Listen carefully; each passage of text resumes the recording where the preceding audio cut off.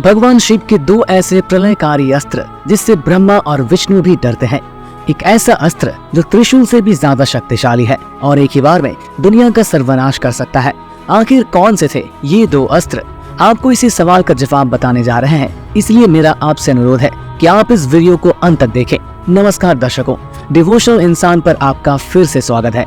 भगवान शिव के दिव्य अस्त्रों का जब जब जिक्र होता है तब तब पाशुपतास्त्र और साथ ही शास्त्रों में सबसे सर्वश्रेष्ठ त्रिशूल के बारे में चर्चा की जाती है।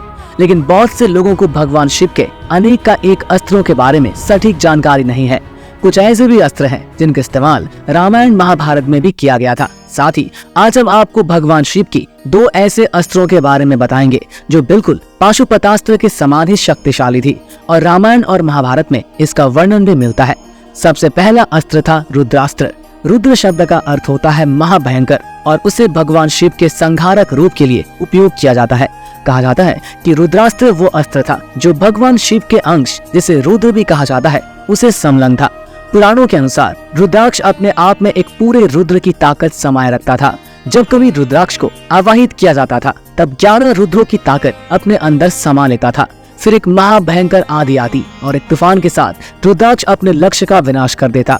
रुद्रास्त्र एक साथ हजारों दुश्मनों को मारने की काबिलियत रखता था। रुद्रास्त्र का मुकाबला करना यानी रुद्र का मुकाबला करना।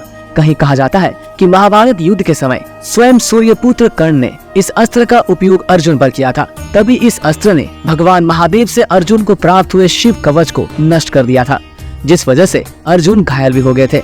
सिर्फ रुद्रास्त्र ही भगवान महादेव के शिव कवच को नष्ट करने की काबिलियत रखता था। साथ ही ये भी कहा जाता है कि पाशुपतास्त्र भी शिव कवच को नष्ट नहीं कर सकता था। सोचिए दोस्तों, आखिर ये रुद्रास्त्र कितना शक्तिशाली था। अब बात करते हैं भगवान शिव के अगले अस्त्र की, जिसका नाम है महेश्वर अस्त्र। महेश्वर शब्द का अर्थ है वो जिसकी इच्छा के अनुसार संपूर्ण ब्रह्मांड चलता है। महेश्वर अस्त्र वो अस्त्र था जिसमें भगवान शिव की तीसरी आंख की शक्ति समाई हुई थी। जब भी महेश्वर अस्त्र को आवाहित किया जाता था तब भगवान शिव की तीसरी आंख से निकलने वाली आग की तरह एक तेज आग की लहर लक्ष्य पर पड़ती और उसे नष्ट कर देती। ये ज्वाला इतनी ताकतवर होती थी कि सृष्टि की महानतम शक्ति को भी नष्ट करने का सामर्थ्य रखती थी। जिस तरह क्रोधित भगवान महादेव को सिर्फ भगवान विष्णु ही शांत कर सकते थे, या किसी और शब्दों में कहे तो भगवान शिव और भगवान विष्णु एक दूसरे को संतुलित करते, उसी तरह महेश्वरास्त्र को शांत करने के लिए एक ही उपाय था, वो ये कि इसके खिलाफ भगवान विष्णु के बनाए गए किसी अस्त्र का उपयोग किया जाए। लेकिन कहा जाता है कि भगवान विष्णु से किसी भी अस्त्र की प्राप्ति करना बेहद कठिन होता था।